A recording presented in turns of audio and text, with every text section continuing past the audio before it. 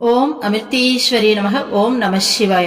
நாம் இன்னைக்கு ஸ்ரீ குருகீதை புத்தகத்துல 3வது அத்தியாயத்துல 99வது ஸ்லோகம் பார்க்க போறோம். ஸோ இதுதான் குருகீதையோட கடைசி வீடியோவா இருக்கும்னு நினைக்கிறேன். ஏன்னா இன்னொரு 11 ஸ்லோகம் தான் இருக்கு, பார்க்கலாம். லாஸ்ட் வீடியோல என்ன பார்த்தோம்னு சொல்லி ஒரு ரீகால் பண்ணிடலாம்.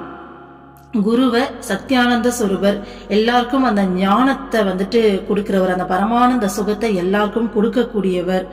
அடுத்தது குருவை நம்ம அறியணும்னா வேத சாஸ்திரங்கள் மூலமா தான் அறிய முடியுமே தவிர நம்மளுடைய மனித அறிவை கொண்டு அறியக்கூடிய நிலையில குரு இருக்க மாட்டார் அப்படின்ற மாதிரி, நம்மளுடைய எல்லாருடைய புத்திக்கு சாட்சியா இருக்கக்கூடியவர் குரு அப்படிங்கிற மாதிரி எல்லாம் பார்த்தோமா. அடுத்தது இந்த பிரம்மத்தை பத்தின அறிவை நம்மள மாதிரி சாதாரணமான மனிதர்களுக்கு விளக்குறதுக்காக வேண்டியே பல ரூபங்கள் தாங்கி மீண்டும் மீண்டும் பூமியில அவதரிக்கிறவங்க குரு அப்படின்னு சொல்லி பார்த்தோமா. ஏன்னா அப்பதான் இந்த மாயையிலிருந்து வெளியில வர முடியும். இந்த மாயைனா என்ன, பிரம்மம்னா என்னன்னு சொல்லி அந்த அறிவை நமக்கு சொல்றதுக்காக வேண்டி அவங்க பல்வேறு உருவங்கள் தாங்கி நிறைய அவதாரங்கள் எடுக்கிறாங்கன்னு சொல்லி பார்த்தோமா. அடுத்தது இதுக்காக புதுசான வடிவங்களை தாங்குறாங்க. ஆனா அவங்க எப்பேற்பட்டவங்க, பரமாத்மாவே வடிவமானவங்க. எந்நேரமும் அந்த தூய்மையான அந்த பேருணர்வுல அந்த பிரம்மத்தோடையே கலந்து இருக்கவங்க இல்லையா. ஸோ நம்ம கிட்ட இருக்கக்கூடிய அந்த அஞ்ஞானமான இருளை கிழிச்சி எறியக்கூடிய சூரியனா இருக்கக்கூடியவர் குரு அப்படின்னு சொல்லி பார்த்தோமா. அடுத்தது குருங்கிறவர் முழுமையான சுதந்திரமானவர். ஸோ சிவ வடிவினர், பிரம்ம வடிவம். ஸோ ஜீவர்கள் மீது கொண்ட கருணையால அந்த பிரம்மம் இறங்கி பூமியில குருவா வந்திருக்கே தவிர மற்றபடி அதுக்கு இங்க உருவம் எடுக்கணுங்கிற அவசியமே கிடையாது. நம்ம மேல இருக்க கருணையால மட்டுமே உடல் தாங்கி இந்த உலகத்துல வாழ்ந்துட்டு இருக்கக்கூடியவர்கள் குருமார்கள் அப்படின்னு சொல்லி பார்த்தோம். ஆனா அப்பேற்பட்ட பிரம்மமாவே இருக்கக்கூடிய அவங்க பக்திக்கு அடிமை, பக்தர்களின் அடிமை அப்படின்னு சொல்லிட்டு ஒரு வார்த்தை சிவபெருமான் சொல்லியிருந்தாரு. அடுத்தது ஒரு விவேகி இருக்காருன்னா அவங்களுடைய விவேகமா இருக்கக்கூடியவர் குரு. ஒரு யுக்தி பூர்வமா சிந்திக்கிறவங்க, லாஜிக்கலா நல்லா செம்மையா திங்க் பண்றவங்கன்னா அவங்களுடைய அந்த சிறந்த சிந்தனையே குரு தான். அடுத்தது ஒருத்தர் மைண்ட்ல அந்த ஒளி சிந்துது, அந்த பிரம்ம ஞான ஒளி சிந்துது, அந்த அறிவு அப்படியே அருவி மாதிரி கொட்டுதுன்னா ஸோ அந்த ஒளியா இருக்கக்கூடியவங்களே குரு தான். ஞானிகளோட ஞானமா இருக்கக்கூடியவர் குரு. ஸோ இருக்கிறதுலே தி பெஸ்ட், நமக்குள்ள வர அத்தனை பெஸ்டான விஷயங்களாகவும் இருக்கக்கூடியவர் குரு அப்படின்னு சொல்லி பார்த்தோமா. அடுத்தது குருவை சிவபெருமான் முன்னாடி மட்டும் விழுந்து வணங்காம முன்னாடி பின்னாடி இரு பக்கங்கள் சொல்லிட்டு 4 பக்கமும் நான் உங்களை வணங்குறேன் அப்படின்னு சொல்லி தன்னுடைய பக்தியை அந்த மரியாதையை வெளிப்படுத்தி இருந்தாரு. ஸோ அடுத்து என்ன பார்த்தோம், குரு அப்படிங்கிறவர் பரமானந்த சொரூபன் அப்படின்னு சொல்லிட்டு எந்த நேரமும் அந்த பரமானந்தத்துல தெளிச்சு இருக்கவங்க, ஆனந்த மூர்த்தி அப்படின்னு சொல்லிட்டு குருவை பார்த்தோம்.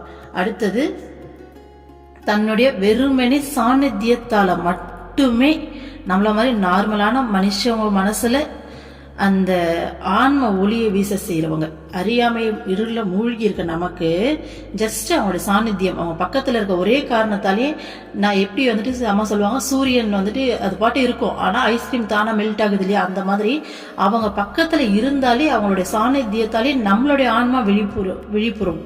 ஸோ அதுதான் குருவுடைய தன்மை அப்படின்னு சொல்லி பார்த்தோம். அடுத்தது குருவுடைய வார்த்தைகள் ஒவ்வொன்றும் அது அமிர்தம். எப்படியாப்பட்ட அமிர்தம்னா நம்மளுடைய சம்சார விஷத்தை நீக்கிற அமிர்தம்.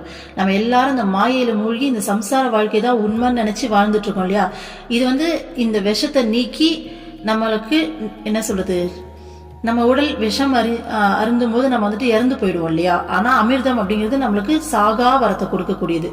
ஸோ நம்ம உடல்ல இருக்கக்கூடிய இந்த சம்சார விஷத்தை நீக்கி, நம்மளோட சம்சார விஷத்தை நீக்கி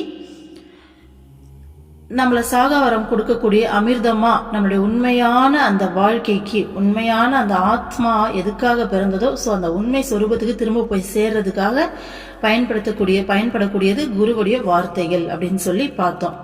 ஸோ அடுத்தது குரு பார்த்தீங்கன்னா சீடர்களுக்கு பொருத்தமான உபதேசத்தை கொடுக்குறாரு. எல்லாருக்கும் ஒரே மாதிரி இல்லை, யார் யாருக்கு என்ன தேவையோ அவங்களுக்கு அதை பார்த்து பொருத்தமான உபதேசத்தை கொடுத்து அவங்கள அந்த ஆன்ம முன்னேற்றமே அளிக்கிறார் அப்படின்னு சொல்லி பார்த்தோமா.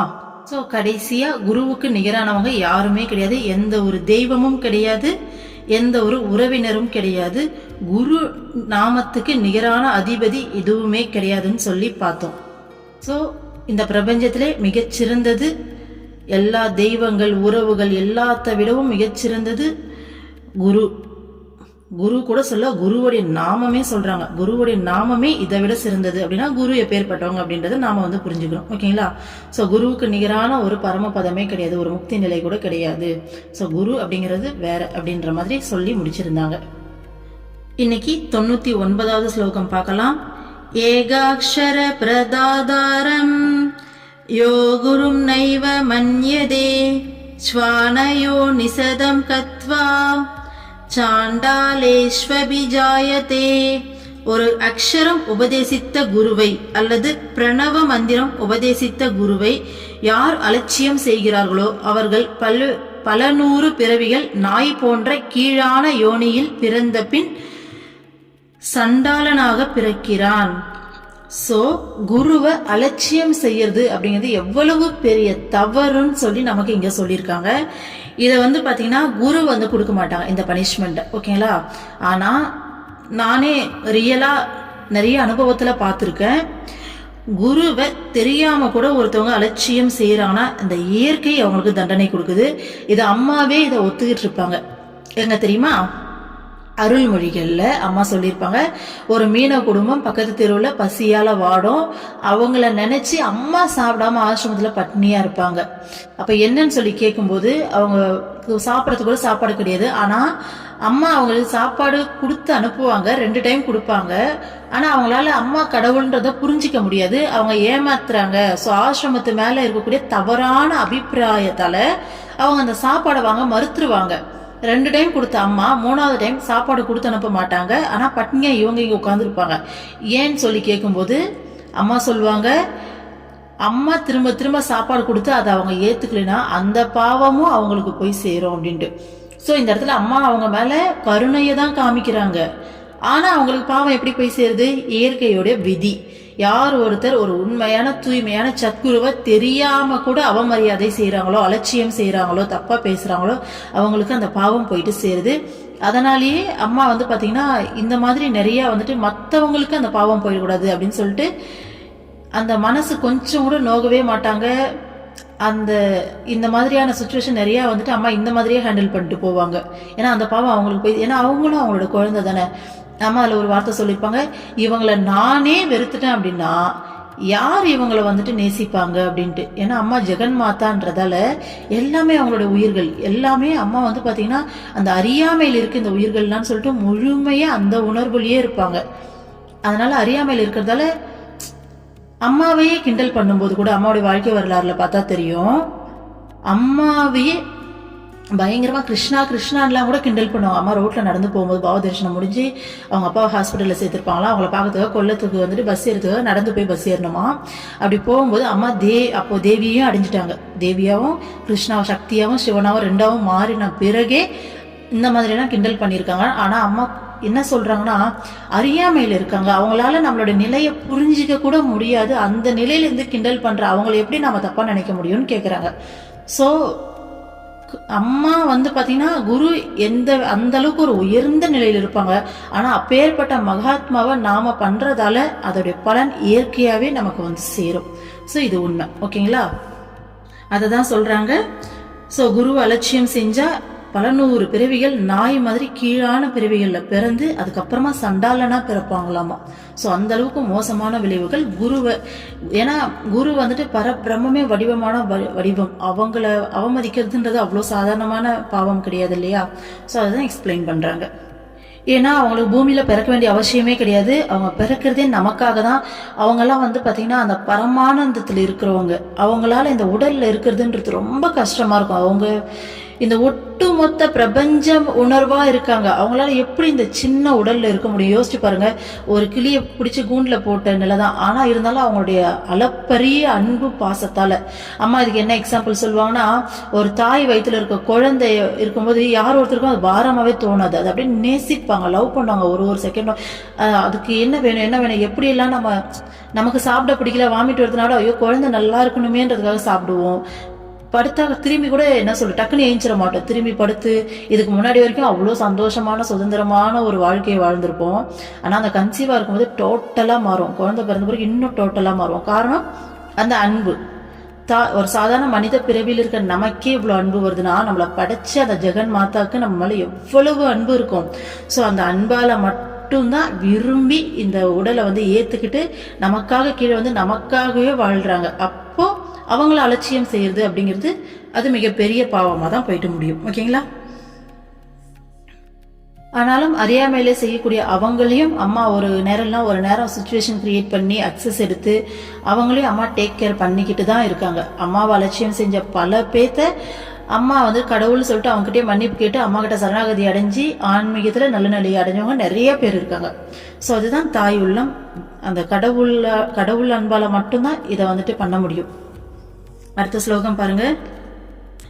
குரு தியாகாத் பவேன் மிருத்யுஹ மந்திர தியாகாத் தரித்ரதா குரு மந்திர பரித்யாகி ரௌரவம் நரகம் ரஜேத். குருவை துறந்தால் மரணமும் குரு நல்கிய மந்திரத்தை துறந்தால் ஏழ்மையும் சேர்கின்றன. குருவையும் மந்திரத்தையும் துறப்பவர்கள் ரௌரவம் என்ற நரகத்தை அடைகிறார்கள். ஸோ குருவையும் குரு தந்த மந்திரத்தையும் நம்ம அலட்சியம் செய்தால வரக்கூடிய பலன்களை சொல்லியிருக்காங்க. சரிங்களா? அடுத்த ஸ்லோகம் பாருங்க. சிவ குரோதாத் குரு ஸ்த்ராதா குரு குரோதாத் சிவோ நஹி தஸ்மாத் சர்வ பிரயத்னேன குரோராக்ஞாம் ந லங்கயேத். சிவனின் கோபத்தில் இருந்து குரு காப்பாற்றுவார், ஆனால் குருவின் கோபத்தில் இருந்து சிவன் காப்பாற்ற மாட்டார். சிவனால் அவனை காப்பாற்ற முடியாது. அதுதான். ஸோ சிவன் மட்டும் இல்லை, எப்பேற்பட்ட தெய்வங்களாக இருந்தாலும் எப்பேற்பட்ட முனிவர்கள் ரிஷிகள் யாராக இருந்தாலும் சரி, இந்த பிரபஞ்சத்தில் எப்பேற்பட்ட பொசிஷனில் இருக்கவங்களா இருந்தாலும் யார் கொடுத்த சாபத்திலிருந்தும் குருவால் ரொம்ப ஈஸியாக காப்பாற்ற முடியும். அந்த கர்மாவை பார்த்தீங்கன்னா சிம்பிளாக மாற்றி கழிச்சுட்டு அது மற்றதை அவங்க ஏற்றுக்கிட்டு நம்மளை காப்பாற்றிடுவாங்க. ஆனால் குரு கொடுத்த சாபத்திலிருந்து எப்பேற்பட்ட தெய்வத்தாலையும் சரி, எப்பேற்பட்ட தேவதைகளாலும் சரி, எப்பேற்பட்ட தேவர்களாலும் சரி, முனிவர்கள் ரிஷிகள் யாராலையுமே காப்பாற்ற முடியாது. ஸோ யார்கிட்ட சாபம் வாங்கினாலும் குருவால காப்பாற்ற முடியும். ஆனால் குரு கிட்ட அந்த சாபத்தை வாங்கினோம்னா யாராலையுமே காப்பாற்ற முடியாது. ஓகேங்களா? அதை தான் சொல்லியிருக்காங்க. ஆகவே எவ்விதத்திலும் முயன்று குருவின் கட்டளையை மீறாமல் இருக்க வேண்டும். அதனால குருவுக்கு கீழ்ப்படிஞ்சு நடக்கணும் அப்படின்னு சொல்லியிருக்காங்க. இந்த கீழ்ப்படிஞ்சு நடக்கணும் அப்படிங்கிற வார்த்தை அவங்க அதிகாரமா இருக்காங்க, நாம அவங்களுக்கு கீழ்ப்படுகிறோம் அப்படி கிடையாது. இந்த கீழ்ப்படிதல் அப்படிங்கிறது பார்த்தீங்கன்னா முழுக்க முழுக்க நம்மளோட நன்மைக்காக தான். ஸோ குருவோடைய ஒவ்வொரு செயலும் பார்த்தீங்கன்னா எல்லாமே நம்மளுடைய நன்மைக்காக மட்டுமே இருக்குமே தவிர வேற எதுக்காகவும் இருக்காது. சம்சார சாகர சமுத்திரநைக மந்திரம் பிரம்மாதி தேவ முனி பூஜித சித்த மந்திரம் தாரித்ரயதுக பவரோக விநாச மந்திரம் வந்தே மகாபயஹரம் குருராஜ மந்திரம். சம்சாரம் எனும் கடலில் இருந்து கரையேற்றும் ஒரே மந்திரமும் பிரம்மா முதலிய தேவர்களும் முனிவர்களும் பூஜை செய்யும் சித்த மந்திரமும் ஏழ்மை துக்கம் பிறவி பிணி ஆகியவற்றை அழிக்கும் மந்திரமும் மரணத்தை போக்குவதுமான குரு என்ற ராஜ மந்திரத்தை நான் வணங்குகிறேன். சோ குரு அப்படிங்கிற வார்த்தையே ஒரு ராஜ மந்திரம்ன்றாரு. அந்த மந்திரம் என்னெல்லாம் செய்யுதுன்னா சம்சார கடல்ல இருந்து நம்மள கரையேற்றுற ஒரே மந்திரம் அதுதான். ஸோ பிரம்மா முதலான தேவர்களும் முனிவர்களும் பூஜை செய்யக்கூடிய ஒரே மந்திரமும் அதுதான். அடுத்தது நமக்கு இருக்கக்கூடிய ஏழ்மை துக்கம் பிறவி பிணி இது எல்லாத்தையும் அழிக்கிற ஒரே மந்திரம், மரணத்தை போக்கக்கூடிய மந்திரம் பார்த்தீங்கன்னா இந்த குரு அப்படிங்கிற ராஜ மந்திரம் அப்படின்னு சொல்லிட்டு சொல்றாரு. ஓகேங்களா? ஸோ குரு அப்படிங்கிற வார்த்தையே ஒரு ராஜ மந்திரம்னு சொல்றாரு. ஏவ முக்த்வா மகாதேவஹ பார்வதிம் புனரப்ரவீத் இதமேவ பரம் தத்துவம் ஸ்ருணு தேவி சுகாவகம். இவ்விதமாக கூறிய பிறகு பார்வதியை நோக்கி மகாதேவன் பரமமான தத்துவம் இதுவே ஆகும், சுகத்தை அளிக்கும் அந்த தத்துவத்தை கேட்பாயாக. சோ சொன்ன மாதிரி இந்த குரு அப்படிங்கிற வார்த்தையே மிகப்பெரிய ராஜ மந்திரம்னு சொல்லிட்டு அது என்னெல்லாம் பண்ணுது அதோடைய பலன் என்னன்னு சொல்லிட்டு அடுத்தது பரமமான தத்துவம் இருக்கிறதுலே தத்துவத்துக்கெல்லாம் மிகவும் பரமமான தத்துவமே இதுதான் சொல்லிட்டு நெக்ஸ்ட் அதை பத்தி இன்னும் சொல்றாரு அடுத்த ஸ்லோகத்துல. குரு தத்வமிதம் தேவி சர்வமுக்தம் சமாசதஹ ரஹஸ்மித மவ்யக்தம் ந வதேத்யஸ்ய கஸ்யசித் தேவி, இந்த குரு தத்துவத்தை நான் சுருக்கமாக கூறிவிட்டேன். சூக்ஷ்மமும் ரகசியமுமான இதை தகுதி இல்லாதவர்களுக்கு கூறுதல் கூடாது. இந்த புக்ல திரும்ப திரும்ப நாம எப்படி ஒரு 3 மாசமா வீடியோ போட்டுட்டு இருப்போமா இல்ல 4 மாசமா போட்டுட்டு இருக்கோமா தெரியல. இவ்வளோ நாளா நம்ம பண்ணி சொல்லிட்டு இருக்கோம் இல்லையா. இதெல்லாம் என்னன்னா குரு தத்துவத்தை சும்மா சிம்பிளா சுருக்கமா சொல்லியிருக்காராம் சிவபெருமான். ஸோ குரு தத்துவத்தை ஜஸ்ட் ஒரு சிம்பிளா தான் சொல்லியிருக்கேன். அப்ப இன்னும் எலாபரேட்டா சொன்னா இது எவ்வளோ இருக்குன்னு சொல்லி யோசிச்சு பாருங்க. ஸோ சிம்பிளா சொன்னது தான் இவ்வளோ, ஓகேங்களா. சுருக்கமா சொல்லியிருக்காராமா. ஆனா இது பயங்கரமா சூட்சமமானது, ரகசியமானது. இதை வந்துட்டு யாருக்கும் சொல்லக்கூடாதுன்னு சொல்றாரு, ஓகேங்களா. அடுத்த ஸ்லோகம் பாருங்க. யாருக்கும் சொல்லக்கூடாது மீன்ஸ் தகுதி இல்லாதவங்களுக்கு. உண்மையாலுமே குரு பக்தியிலிருந்து குருவை நாடி அந்த தேடுதல் இருக்கவங்களுக்கு சொல்லலாம். தகுதி இல்லாதவங்களுக்கு, அந்த தேடுதல் இல்லாம அலட்சியப்படுத்துறவங்களுக்கு சொல்லக்கூடாதுன்னு சொல்றாரு. அடுத்த ஸ்லோகம் பாருங்க. ந மிருஷாஸ்யாதியம் தேவி மதுக்தி சத்யரூபிணி குரு கீதா சமஸ்தோத்திரம் நாஸ்தி நாஸ்தி மஹிதலே. சத்திய சொரூபமானவளே, நான் கூறிய இந்த வாக்குகள் பொய்யாகாது. குரு கீதைக்கு நிகரான மற்றொரு சோத்திரம் இப்பூமியில் இல்லவே இல்லை. சோ கிருஷ்ணன் வருது, சிவபெருமான் முடிக்க போறாரு குரு ஸ்லோகத்தை. அதனால என்ன சொல்றாருன்னா, இதுல சொன்ன வார்த்தைகள் எதுவுமே பொய்யாகாதுன்னு சொல்றாரு. குரு கீதைக்கு நிகரான ஸ்தோத்திரம் இந்த பூமியில கிடையவே கிடையாது. இதுல நான் சொன்ன ஒவ்வொரு வார்த்தையும் சத்தியம், உண்மை. இதுல எதுவுமே பொய்யாகாது.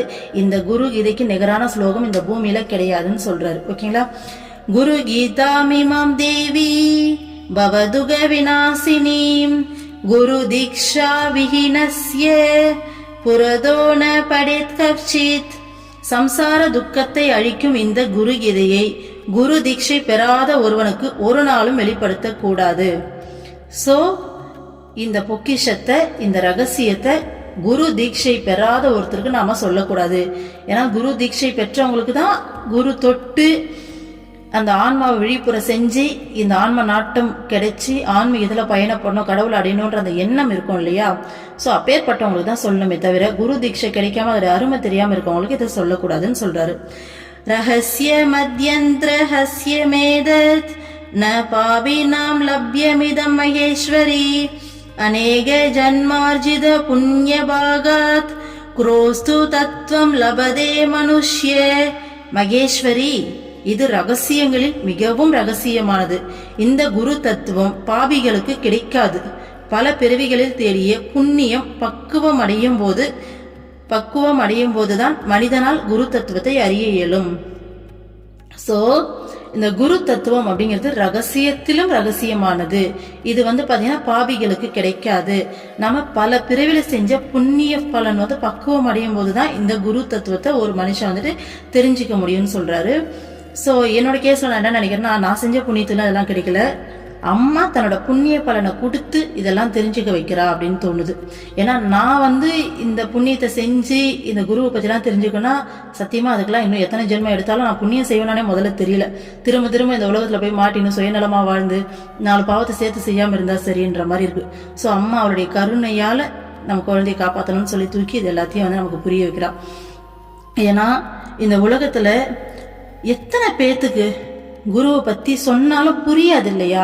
நமக்கே இதுக்கு முன்னாடி அம்மா வர்றதுக்கு முன்னாடி குருனா கடவுள்பா நான் சிரிச்சிருப்போம். என்னது சாதாரண மனுஷன் பின்னாடி மூட நம்பிக்கையில இப்படி எல்லாம் ஓடி தேவையில்லாம டைம் வேஸ்ட் பண்ணிட்டு முட்டாள்தனமா வாழ்றாங்கன்ற அளவுக்கு நம்ம மனநிலை இருந்ததுதான் இன்னைக்கு அம்மா இந்த அளவுக்கு குரு குரு குரு குருன்னு சொல்லி பாட வச்சிருக்கா. சோ இது மொத்தமா அம்மா கொடுத்திருக்கா. அம்மா கொடுத்ததால இந்த மனநிலையில நான் இருக்கேன், அவ்வளவுதான் இல்லையா. ஏன்னா அன்னைக்கு பாக்குறேன் அம்மா பகவான் இருப்பாங்க இல்லையா, அவங்களுடைய வீடியோ ஒண்ணு ஒரு 5-6 இயர்ஸ்க்கு முன்னாடி ரைடு வந்திருக்கும் போல இருக்கு, இன்கம் டேக்ஸ் ரைடு. அது கீழே போய் கமெண்ட்ஸ் படிச்சா அப்படியே மனசெல்லாம் பதறுது, காதெல்லாம் கூசுது. அப்படி கமெண்ட் பண்ணி வச்சிருக்காங்க. எல்லாமே நார்மலா உலக வாழ்க்கையில இருக்கும். ஆனா நிறைய போலிகள் இந்த உலகத்துல இருக்கதான் செய்யுது. அந்த போலிகளை பார்த்து ஏமாந்து பழக்கப்பட்ட அவங்களுக்கு அவங்களுடைய சக்தி அவங்களா சங்கல்பம் பண்ணி புரிய வைக்காத வரைக்கும் யாருக்கும் புரியாது இல்லையா. ஸோ அந்த அறியாமையில எல்லாருமே பாத்தீங்கன்னா போயிட்டு ஏமாறாதீங்க, சாமியாருக்கு எதுக்கு காசு இப்படி அப்படின்னு சொல்லி அவ்வளோ நாக்கு கூசாம பேசியிருக்காங்க. நமக்கு புரிஞ்சு நிக்கிறதால நமக்கு அது அவ்வளோ வலிக்குது, கஷ்டமா இருக்கு, எப்படி பேசியிருக்காங்களேன்னு தோணுது. ஆனா புரியாத அவங்க நிலையில இருந்து யோசிச்சு பார்த்தா அப்ப குருவை பத்தி புரிஞ்சுக்கிறது அப்படிங்கிறது மிகப்பெரிய.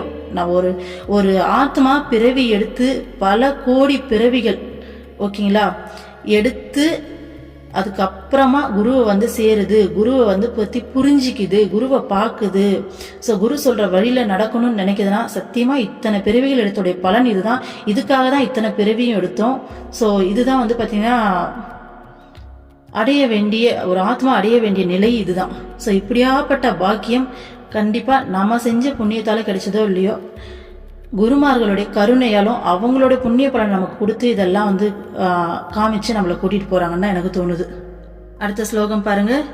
யஸ்ய பிரசாதாதாஹமேவ சர்வம் மய்யேவ சர்வம் பரிகல்பிதம் ச இத்தம் விஜானாமி சதாத்ம ரூபம் தஸ்யாங்கிரி பத்மம் பிராணதோ அஸ்மி நித்யம். எல்லாம் நானே, என்னிலேயே எல்லாம் சங்கல்பிக்கப்பட்டிருக்கிறது என்ற மெய்யுணர்வை யாருடைய அருளால் அறிகிறோமோ அந்த குருவின் பாத கமலங்களை நான் தினமும் வணங்குகிறேன். என்ன சொல்றாருன்னா, நான் தான் இந்த பிரம்மம், எனக்குள்ளதான் அந்த பிரம்மமே இருக்கு. ஸோ இந்த பிரம்மமும் வெளியில பார்க்கக்கூடிய எல்லாமுமா இருக்கக்கூடிய பிரம்மமும் நானும் வேற வேற இல்லை, நானும் எனக்குள்ளேயும் அதே பிரம்மம் தான் இருக்கு, இங்க எல்லாமே ஒண்ணுதான்ற அந்த அறிவு யாரால கிடைக்குதோ அப்படியாப்பட்ட குருவோடைய பாத கமலத்தை டெய்லி வணங்குறேன்னு சொல்றாரு. ஓகேங்களா? சோ குரு கீதையோட கடைசி ஸ்லோகம்.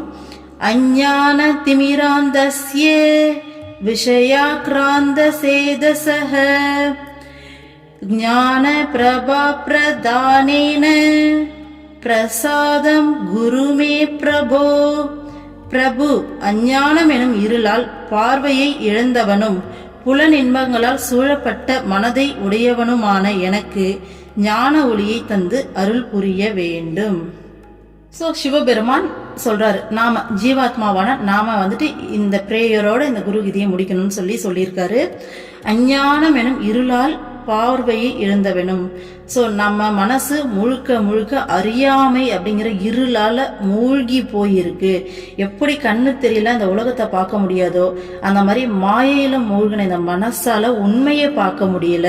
நம்ம கண் எதிரில் பார்க்குற எல்லாமே உண்மைன்னு சொல்லி நம்ம நினைச்சுக்கிட்டு இருக்கோம், அறியாமையில மூழ்கி போயிருக்கோம். அப்போ அடுத்தது புலன் இன்பங்களால் சூழப்பட்ட மனதை உடையவனும்.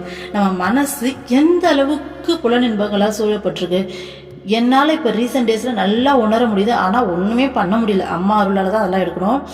சாதாரணமா ஒரு பசி வந்தா நம்மளா கண்ணு எதுல ஒரு ஃபுட் இருக்குன்னா அதை நம்மளால கண்ட்ரோல் பண்ண முடியுதா?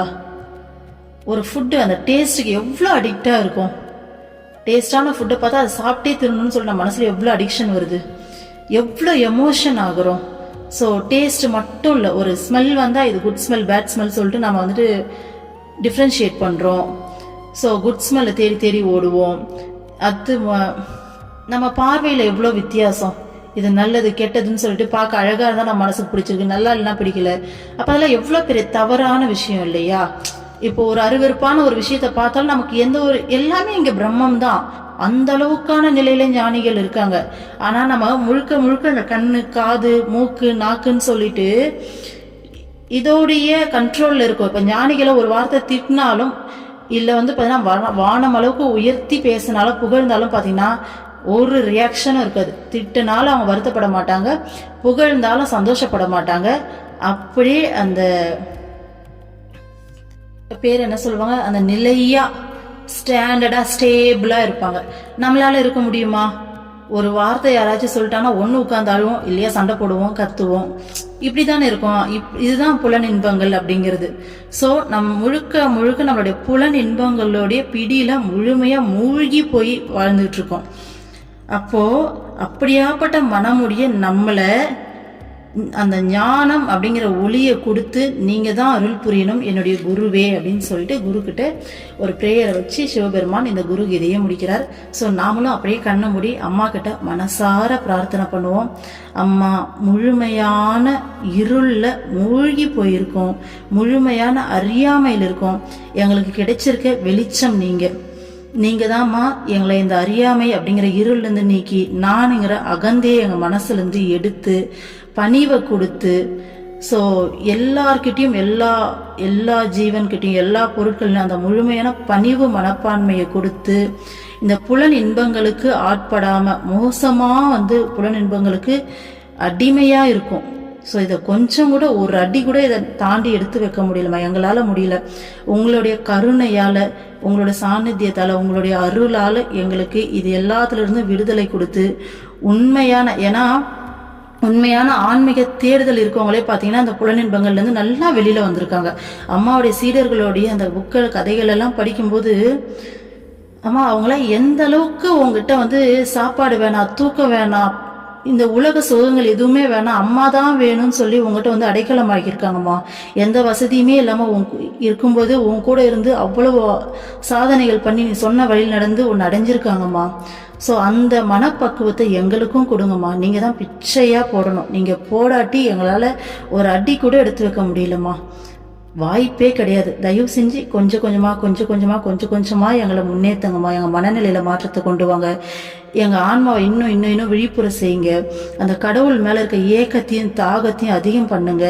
அந்த தாகத்தின் விளைவாக, ஏக்கத்தின் விளைவாக ஒரு செகண்டு கூட இறைவனை விடாமல் ஒவ்வொரு செகண்டும் உங்களுடைய நினப்புலேயே எங்களை வாழ வைங்கம்மா. அப்படி வாழும்போது இந்த உங்களுடைய சுகத்துக்கு முன்னாடி இறைவனால் கிடைக்கக்கூடிய அந்த சுகத்தை அதை அதிகமாக கொடுத்து இந்த புலனின்ப சுகங்கள்லாம் ஒன்றுமே இல்லைன்னு சொல்லி எங்கள் மனசு வெறுத்து வெளியில் வர அளவுக்கு எங்களை மாற்றிடுங்கம்மா. ப்ளீஸ்மா, பிச்சையாக போடுங்கம்மா. அதை கேட்டுட்ருக்க எல்லாருக்கும், எங்களுக்கும், உங்களை தேடி வர எல்லாருக்குமே இதை பிச்சையாக போடுங்கம்மா. நீங்கள் தாம்மா எங்களுக்கு, உங்களை விட்டால் வேறு வழி கிடையாது, வேறு கதி கிடையாது. எங்களுக்கு இருக்கிறது நீங்கள் மட்டும்தான். அதனால் தயவு செஞ்சு எங்களையும் ஒரு பொருட்டாக எடுத்துக்கோங்கம்மா. எடுத்து எங்களையும் எங்களோட ப்ரேயரையும் எடுத்து எங்களுக்கு நல்ல வழி காமிங்கம்மா. Love you. ஓம் அமிர்தீஸ்வரி நமக. ஓம் நம சிவாய. சர்வம் கிருஷ்ணார்ப்பணம்.